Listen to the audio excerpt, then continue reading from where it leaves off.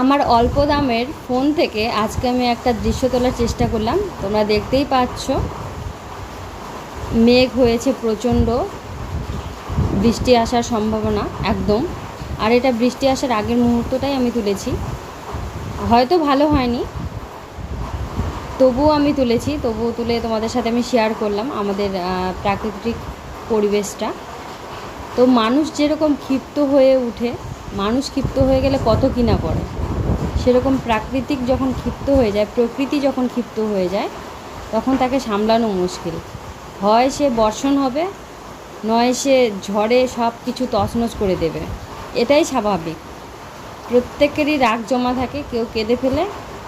আর প্রকৃতি তো কেঁদে ফেলে, মানে বৃষ্টি হবে, কেঁদে ফেলে বৃষ্টি। আর খুবই যদি গর্জন করে তাহলে তো ঝড় বাতাস তুফান দিয়ে একদম ঘর বাড়ি সব তছনছ হয়ে যাবে, দুনিয়া উল্টে যাবে। তো তোমাদের কি মতামত?